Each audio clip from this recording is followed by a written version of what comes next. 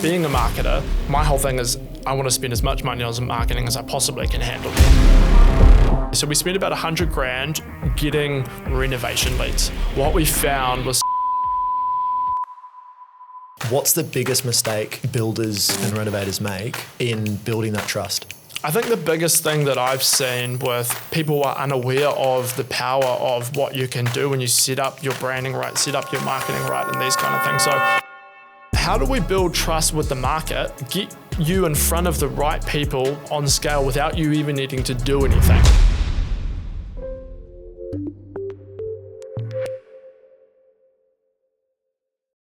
Cool. Jordan, it's a pleasure to have you on, mate. We've known each other for quite a while now. You're an amazing marketer. I've seen some of the results you've been getting for your clients. Give us a little insight, Jordan, into how long you've been in this for, who you service and what you do. Yeah, so we've been working with a lot of different types of businesses, service-based businesses mainly, but we've really niched down and started working with builders and renovators and some other tradies as well that we've been working with, which has been really great. Some pressure washers, some plumbers, kind of a range of people, but mainly within the trade space. I think I want to be working with people in the trade space as I come from a trade background. My old man and his whole family, all my uncles, granddad, they've all been builders. So I kind of grew up in getting thrown the shovel in my early age and these kind of things. So I kind of grew up there. And understand the culture, understand the people, and it feels like my kind of people. So that's why I've kind of dialed down to working with them. We're doing this for a few years now. Was doing other stuff before this. As you know, when you grow in a business, you kind of just do anything to make some money, and then you get really good at some stuff and you're really focusing on that. So that's what we've done over the past couple of years, is really focused in on what we've been doing now. Mainly been working within New Zealand, some clients overseas as well, but New Zealand's my home. I'm from New Zealand, so that's the main market that we've been working with. And last year, I think we worked with a crazy amount of trade businesses last year. But what was really interesting about last year is we kind of ran some tests. And these tests were, instead of doing our normal system, because the clients weren't spending enough money. There's kind of this thing going on in New Zealand where it's like the economy has just been rough, and it has been rough since COVID. It kind of hasn't come back. I'm not 100% sure in Australia and where it's at the moment with that, but looking at the trade sector, it's like people have just been struggling. So people are trying to keep their expenses as low as possible and not really wanting to push the marketing. And being a marketer, my whole thing is I want to spend as much money on marketing as I possibly can handle. Like, that's my whole thing. But people that don't understand or don't quite get it yet, a little bit hesitant on that. Yeah. So they kind of hold back. So we ran this test to prove to everyone what happens when you spend some proper money. So we spent about 100 grand getting renovation leads. Yeah. So for different niches, but renovation, it was mainly residential stuff. So your kitchens, your bathrooms, your extensions, there was a bit of painting, there was a bit of landscaping, deck, fences, kind of the whole shebang within all of that. And we got some insane results. So we fronted all of the cash, me and my business partner, Sean, we fronted all of the cash, paid for the ad, so no one had to. So there was no, I don't want to do this, because we really wanted to stress test our marketing here. And we got in, I couldn't even tell you how many leads we got in. It was an insane amount, us and the team it was crazy.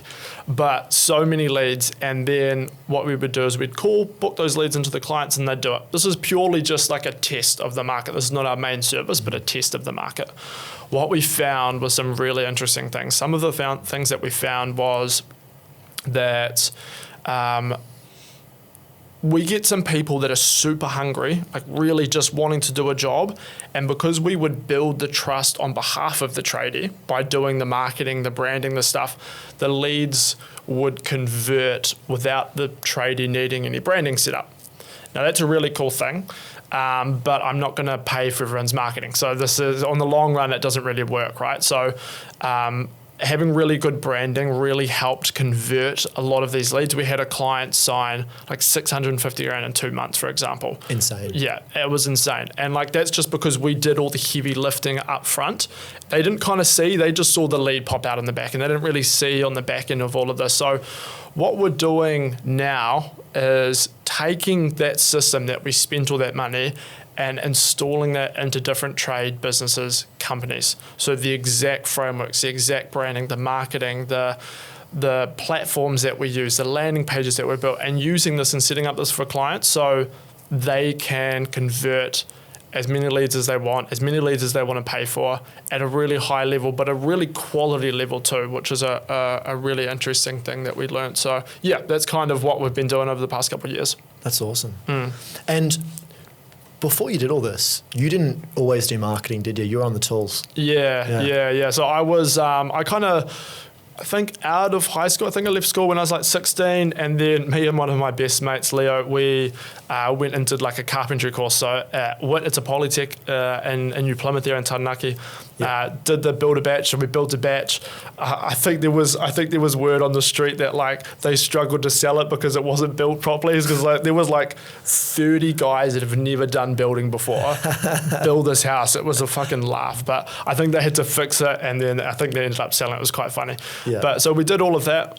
And then I went and did some work with my dad. He ran a building company, so I got to kind of learn and see how he managed his teams, and he'd do his own kind of property deals, he'd flip things. So I kind of just got to watch as a young person. I didn't quite soak it in and appreciate it for probably what it was, but got to soak that in. And then I went out and did some commercial jobs, worked on the New Plymouth Airport, which was really cool, Fonterra out in Harwater, and just these kind of different jobs, and I was just kind of building all that knowledge up. But I think the big thing for me and why I kind of shifted out of it was I didn't really want to get into running a building company specifically at the time in my young mind. I wanted to travel. That was just like my whole thing. So I kind of did a very long, slow transition into moving my work online. And then obviously with my kind of experience of the trade, and then me just, maybe it's a younger generation thing, just knowing how laptops work, understanding social media, those two things kind of combined together. And that's when I started my marketing agency and started working with clients and these kind of things. Awesome, Jordan. And you're not doing this alone though, are you? You've got a business partner. Walk us through that. Yeah, so my business partner and I met in a really cool way. I think this is kind of shows the power of what ads can do. Ads can get you clients, but they can also help you find business partners. They can help you find staff members. They can do all of these wonderful things for you. Ads are really cool. So I was running some ads. He came through my funnel. We ended up having a chat, and I was like, he already runs a very successful agency. So he brought his agency quite a few years back. I think the agency's been around for 10 to 15, I'll just say 10 just for numbers sake, 10 years or so. He's got a massive team. He does some really cool things in the insurance space and the real estate space. A lot of people in New Zealand might know My Top Agent and some of these other brands that he runs anyway. He didn't do anything in the trade space, and I kind of went with my trade experience and then the service I was providing to our trade clients at the time. And then he kind of went with his massive systems that he's got and his infrastructure that he's got, and we partnered together to go and really help trades and kind of bring all of that wealth of knowledge together from his 8-man team, from our 3-people team that we had at the time, and kind of build that all together, because I was cold calling tradies, and I think I must have spoken to at least 1,000 guys, like at least. And every single person said the same thing. I almost didn't want to ask them because I knew their answer, but you know, sales, you kind of have to go through the conversation and stuff, find out their pain points. Everyone. There was a few pay-per-lead platforms. I can't name them because I got hit up by them saying that I can't say too many things about them. But there's a few pay-per-lead platforms that run, and it was the same stuff. I can't convert any of the leads. The really low quality, like no one wants to do anything. And then so I went, okay, well, what's going on here? How can we help you guys? And that's when the partnership happened. That's when we came up with a massive plan. I think we were working on the system for a few months before we even launched it, like every day, like multiple people working on the setup, the system, all these kind of things. So once we got that ready, we ran that test where we kind of spent that money to get all those leads in, and yeah. Why do you think is it that pay-per-lead platforms don't work for so many tradies? Yeah, I think the biggest thing is trust. Yeah. It's the biggest thing, because when you look at it from a homeowner's perspective, what does a homeowner do? They're pulling their phone up, They're going on Google, they're going on Facebook, and they see an ad and they say, find a builder in your area. Okay, cool. I'll click on that, I'll check them out. And now they go into this platform and there's like 20 builders there, or there's 3 builders there. And it's like, okay, I'm just going to choose him, and him. Looks like a nice photo. I'll choose him and I have a phone call and I'll get 5 people to come out and do a quote and best price wins. Yeah. Right? Like that's kind of because they're not coming to you because they know you and they want to work with you. They're coming to you because they don't know anyone and they're relying on this platform that they've done a good job of kind of vetting these people. Yeah. Now where it gets lost is homeowners are coming to you for price. They want to know your price. They want to get the cheapest price, and then it's just a race to the bottom. And all that is the problems that the tradies tell me that when I speak to them is everyone's racing to the bottom. I get guys that come in and undercut me. I can't lower my margin because I'm already on such a small margin because of the economy and all these things.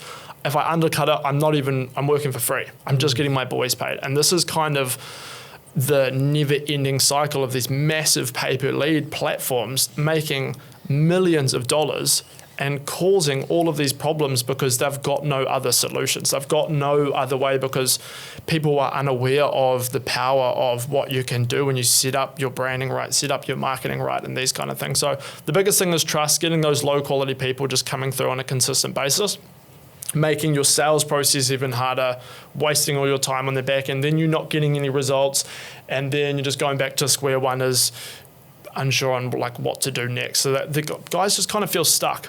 And it's a hard thing to see because these guys are hardworking. Like most of the traders I speak to are great on the tools. Their team's good. They've got a great service. Like they're really good. They can look after their clients. They've got great reviews from their word of mouth and referrals and things like this. But it feels like they're stuck because they can't get past that like revenue barrier, or they can't quite unlock this online marketing kind of thing that's happening right now.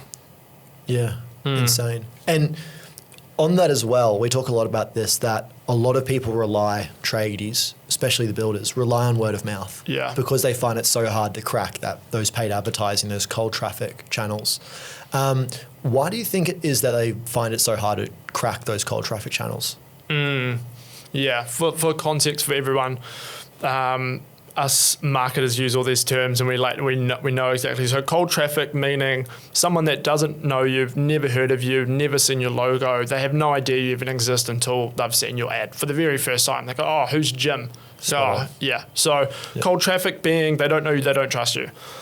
The reason why word of mouth works so well and why it's so amazing, and it's my favorite lead, it's your favorite lead, like everyone loves word of mouth, is it comes from a friend, a family member, a colleague, a guy that's on the rugby team, your kids, their dad's brother. And it's just like you've got this ecosystem of people that know and there's trust in there. Yeah. So it comes from that referral, it comes from that place of trust. So when they come to you, it's not so much that they're looking for like the best price, but they're coming to you because they've been told you're the right guy. Yeah. So there's that trust in that you are the right guy. Now there's cold traffic.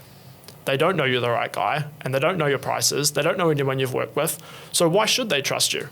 It's like, why? Like, what have you done to prove your trust? And I think this is the game of getting people that don't have a clue of who you are and turning them into paying clients is a system of warming these leads up and actually building trust with them so you can convert them into money. Because it's when you say it like that, it's like there's people that don't know you and you're going to, and within a month or 2 months or 3 months or a week, you're going to get them to hand you over money. Yeah. It's like, that's a massive fucking thing. Like that's a massive thing. It should be taken very seriously because it is a big thing to convince and not even convince, but add enough value to that person. So yeah,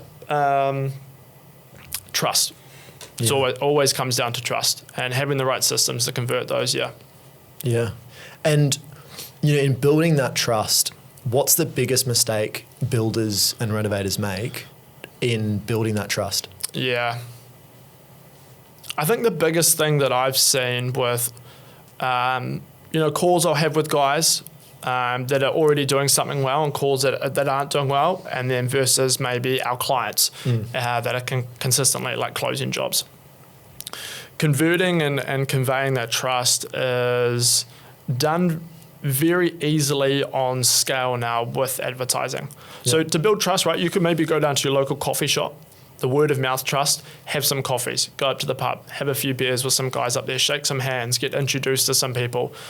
You're building trust with the market, but very slowly. It takes a lot of your time. It's like, how many beers can you drink until like you have to go home? And then like, so there's all these things, right? You're kind of limited by time because you've also got family work. You can't be at a coffee shop all day or walk around shaking hands all day because you've got a business to run. Yeah. So it's how do we build trust with the market? And most people's market, if you're in Auckland, Wellington, in Taranaki, Christchurch, these are big towns. You're not going to meet everyone, even if you wanted to, in your entire life of living there. Yeah. So how do we shorten that time, get you in front of the right people and build trust with them on scale without you even needing to do anything, without you needing to leave the site, without you needing to stop doing what's already making you money so you can do this on scale? And that's social media. Social media has always been the way. And the problem that I see is guys are just unaware that we can actually harness this to do these things. So some of the strategies that we do, right? So if a word of mouth, people, they can trust you. It's the shaking hands, friend and family member referral, these kind of things. They trust you, and we can apply those same principles. Okay, so if they know, seen your work before, how about we just show everyone your work? Yeah. How about we put some posts up? How about we run some ads with before and after shots of your work? Why don't we get a video of you explaining how you built this massive retaining wall? Why don't we get a video of you installing this this amazing tiled shower and show them the process, show them you're doing it so people can get a sense of who you are and build some trust with you. Yeah. Why don't we get a whole bunch of referrals?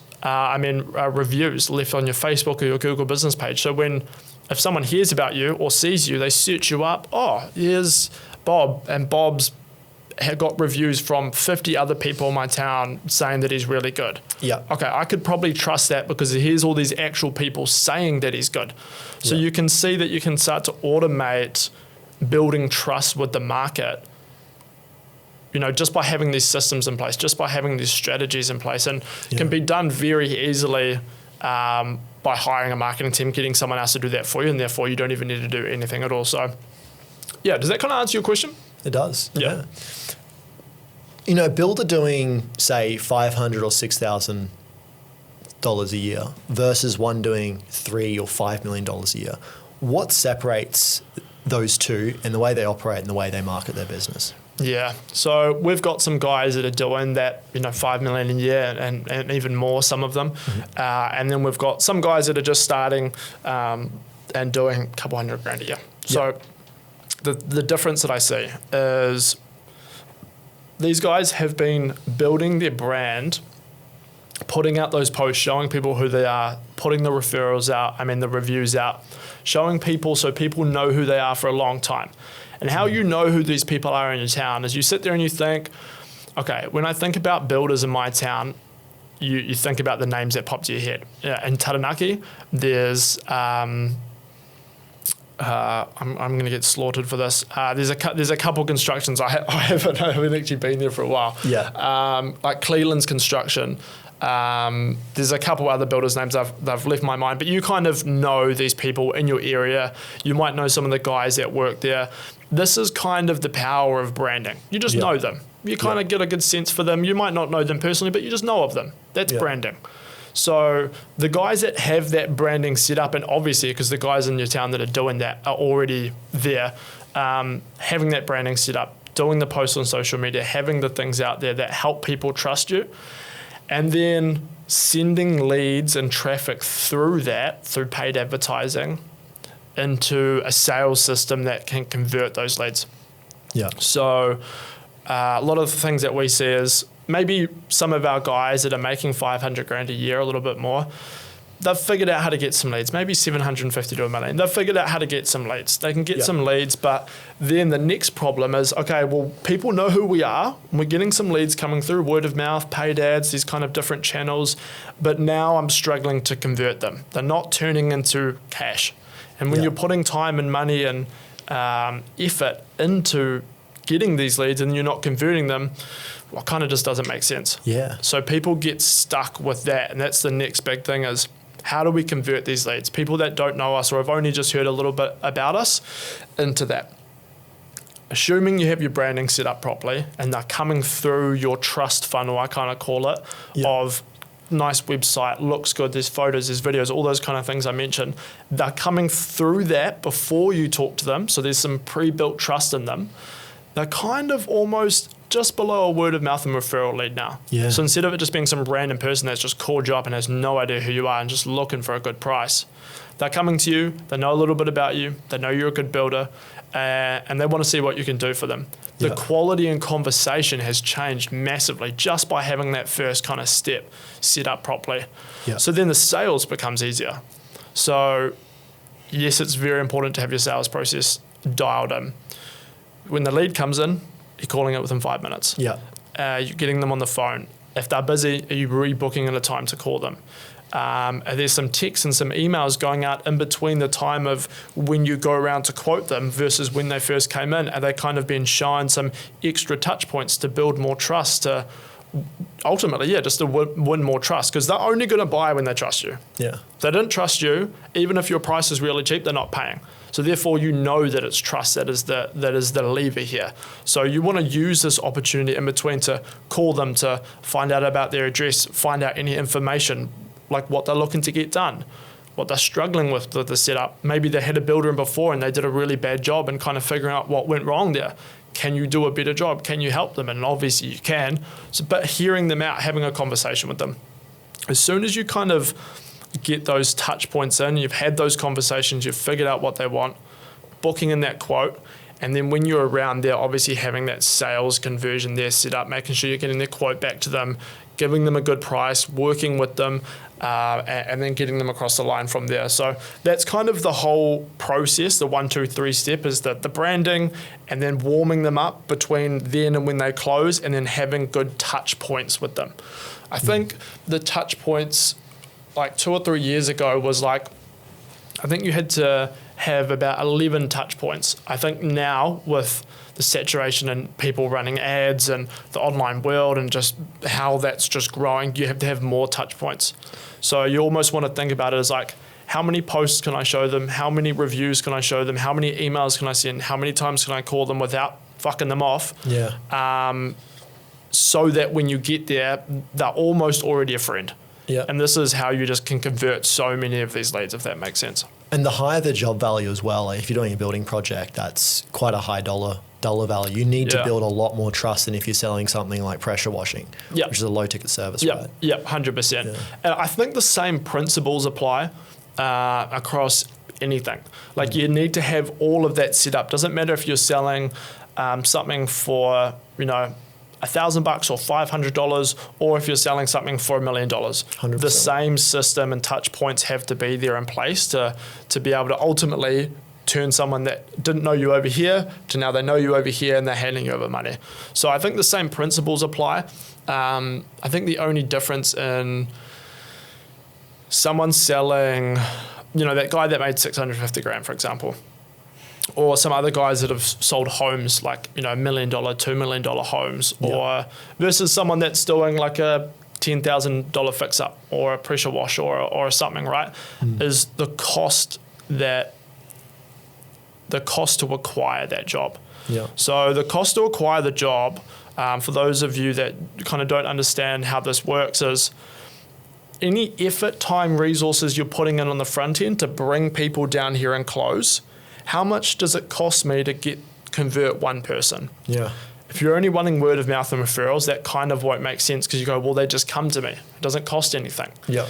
But then that's not scalable. So the cost is the paid ads, the cost that it gets you in. So for example, for our business and for a lot of our clients, it sits between $500 to $1,000 to get any job like under 75K. Yeah. Under 75K, if you put $1,000 in and you do this work, you get 75K out. $1,000 in, 75K out. So you make 74 grand. Yeah. And the time invested to put it in. So this is kind of the system that this allows you to do.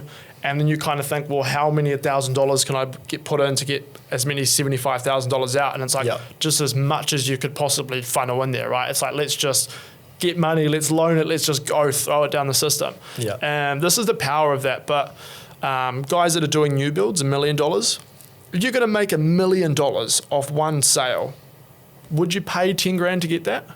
It's like, yeah, $1 million, minus 10 grand, $990,000. Yeah, I'd probably pay that. Right? Yeah. So it's depending on the size of the job will depend on how much it costs you to acquire that job in ad spend. And this is how people can actually figure out, like, go, well, how much money should I spend on ads?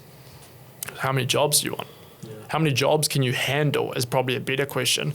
Could you handle, like if you're going after new builds, could you handle 5 new builds next month? Well, probably not.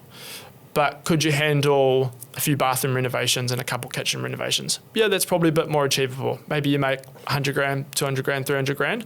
Yeah, okay, well, that's achievable. So to get that, if each job's going to cost me 2 grand, I need 2 times 5, boom, money in. And that's how you can kind of work out how much money you need to be spending to put into the system here, if that makes sense.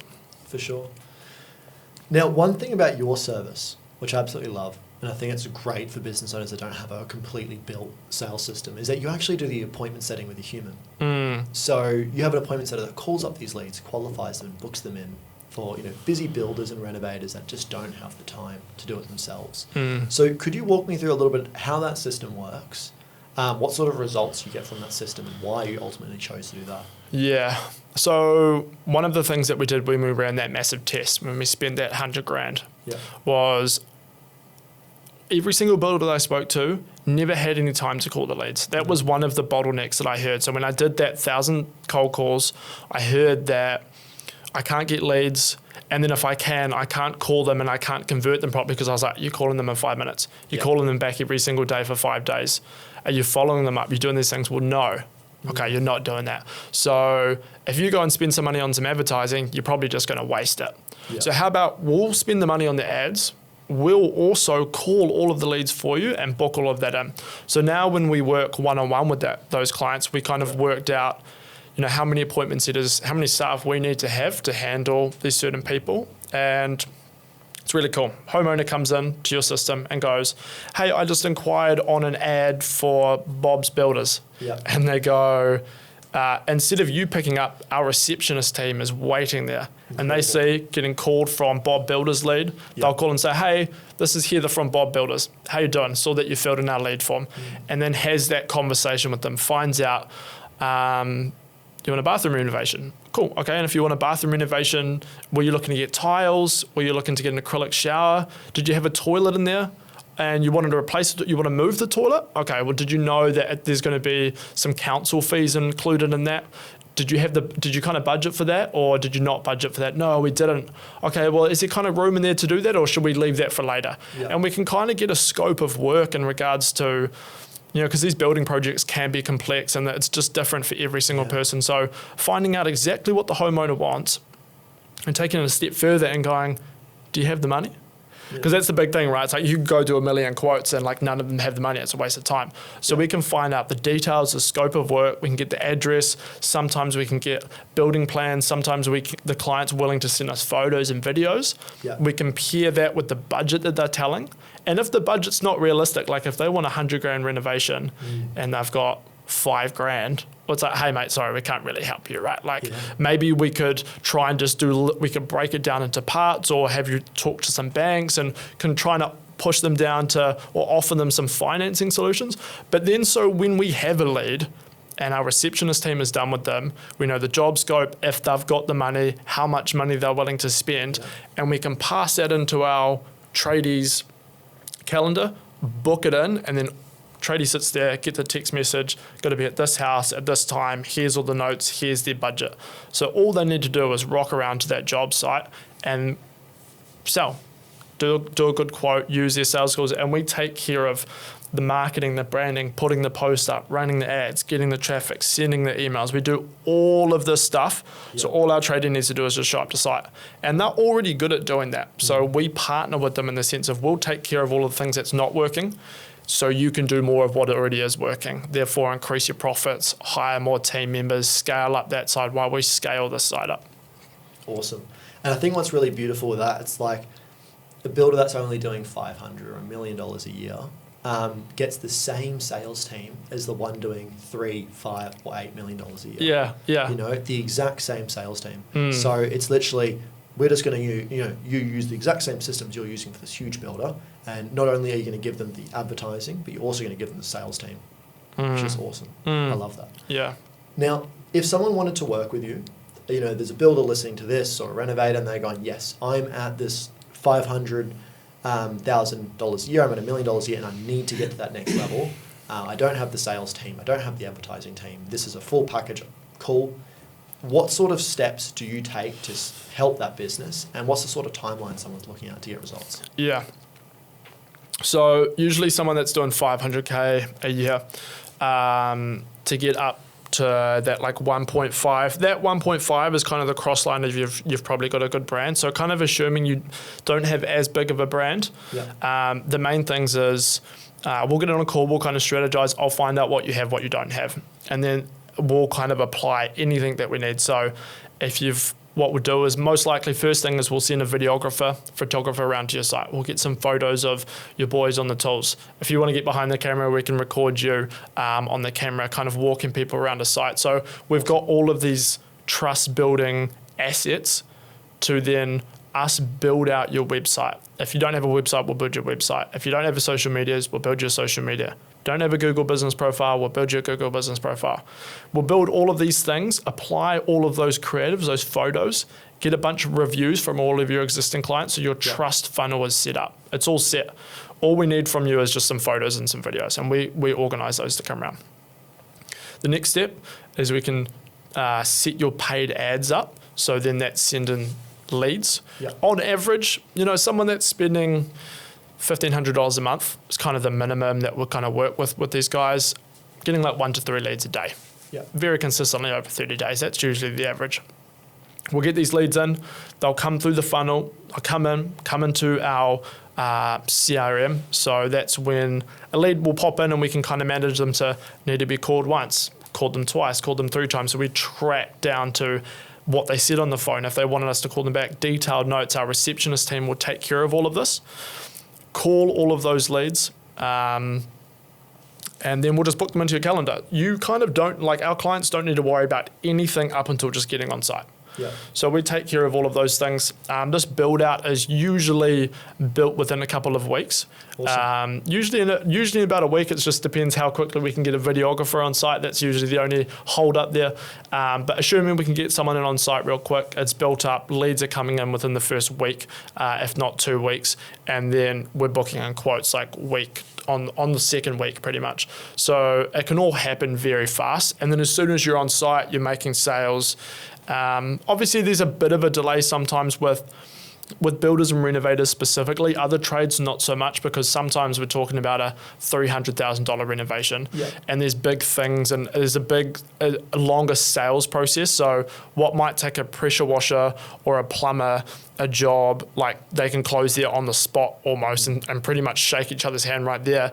A $300,000 renovation might take a couple meetings or some follow-up calls and stuff like that. So bit of a delay in sales, but the pipeline is being built. And I think this is the biggest thing that this builds is you don't have to go month by month or even week by week wondering where next week work's coming from, wondering if you're going to have to fire your boys next month or in 2 months by now.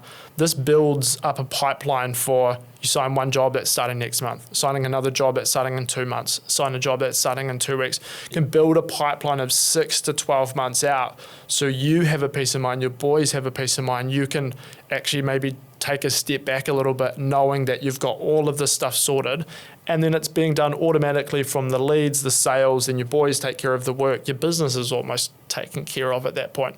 That build out takes a little bit longer. It doesn't happen overnight. Some people expect it. Might take 6 months to get there. But once you've got that, you've got a business set up that can run without you pretty much until you get over it. That's insane. And walk me through the importance of follow-up in this. So you're handling everything on the front end. Yeah.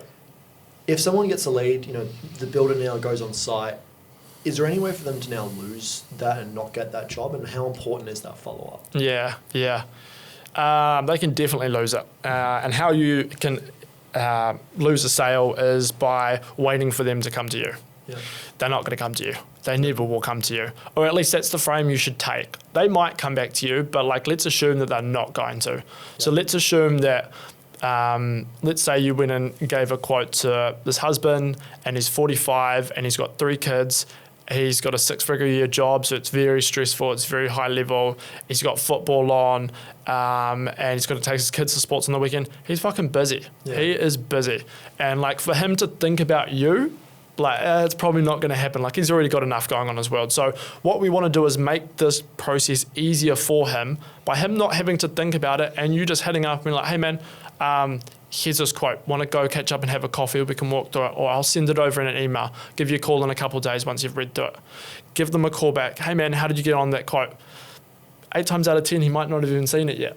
He might have forgotten about it. He might have got spam with 20 emails and it been pushed down. So instead of being like coming from the lens of, oh, these guys don't want to work with us, they're useless, come from like a more like compassionate perspective and go, these guys probably just need a little bit of support in getting them on, and if I get them on, I'm going to make 300 grand, so like fucking who cares if I've got to call them an extra couple of times. So having a system for that in regards to, okay, well, if I get a quota on average, it takes me a month to close or 2 weeks to close, so how many touch points do I need to have in between the point of sending the quote and then it becoming a deal?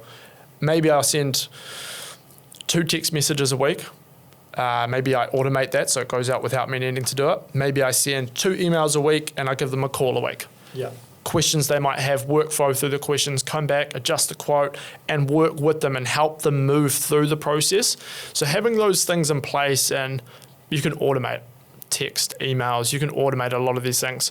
You can get people to call them up for you if you wanted to. You don't have to do anything, but you need to have a system there that can consistently and predictably do it. I think you've explained this very well. I'm actually going to steal this from you, but starting at the baseline level of like sending X amount of text messages and X amount of calls, and if that doesn't convert them, taking it to the next level, sending more text messages, sending more calls until you get to the point where, okay, if I go one step further, they're going to be fucked off, but I'm closing more up here. So this is the sweet spot, and then just consistently doing that. I think with the sales, people sometimes can get overwhelmed, but like when you go and set up a frame at a house and, you know, nogs need to be a certain measurement apart and there needs to be a certain amount of studs and the doorway's got to be here, so we're going to do this. That exact system that you go step by step on setting that up, lining it up, cutting it, measuring it, is the exact same system that you have for the sales, calling them on this day, doing that on there, checking it out there. It's the same thing. So all of these guys have all of these skills here ready available. They already use these skills every day, but it's applying those skills into different areas of their business, doing what they already know with the systems, and then just working the system. That's pretty much all it is. Insane. Now, for someone who's listening and is keen on working with you, who is this actually right for, and who would you turn away and say do something else? Yeah, for sure. I think the big thing is for us, and I've gone back and forth on working with some people and not working with other people, and then being really strict about only working with these people. And it's kind of shifted and evolved over the years. To be honest, I like working with people that I like, right? So if I can get on a call with you and you seem like a genuine guy and you're actually hungry, you're actually willing to put in the work to make some stuff happen, and you've got a bit of cash flow there, because running ads isn't free. Like I run ads, I think sometimes we'll spend $9,000 in a month. It's like that's going to cost something. Make a shitload of money from it, but you have to have a little bit of cash there. With our builders and renovators, like ideally someone making over $500,000 a year is kind of our minimum. Someone under that, just hustle, get some more jobs in, because you're going to need some more cash, because you're probably going to say that you don't have any money to run some ads. So I'll save you the time. But someone making over 500, even better, someone making over 750,000, we can definitely work with you. You've got some systems, you're obviously good with your work, that's why that money keeps on coming back in, and then we can just help you systemize, set up the branding, set up the marketing, get the receptionist, and get you a bunch of quotes. You can close some more jobs, scale up to $5 million a year if that's what you want. Some of our other businesses outside of the builders and renovators, our pressure washers, our plumbers, obviously the revenue level's a little bit different. So we've got different intake levels. But look, the biggest thing for me is you have to be hungry. Like that's the biggest thing. You have to be willing to put in the work to make this all happen, and be willing to like work along us, because we work with guys that are doing these numbers already. And then if you get on a call with me and tell me that you don't want to do that, well then it's like, I can't help you. I'll just probably shake your hand and we'll leave it there. I'll refund you your money and off we go. But yeah, does that kind of answer your question? 100%. Yeah, cool. Awesome, Jordan. It's been great having you on. I think you've given some amazing value for the viewers watching today. And if anyone's wanting to reach you, what is your Instagram handle, and where can they press submit an inquiry? Yeah, cool, man. So Jordan_Burkett_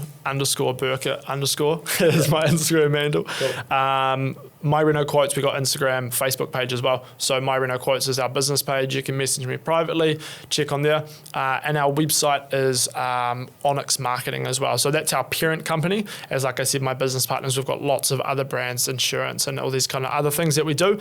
But My Reno Quotes is the brand that we service, and our whole team's built out for builders as well. So I'll plug everything in the description and stuff as well. But yeah, man. Beautiful. Awesome. Cool. Awesome. Appreciate it, Mako. Appreciate it, mate.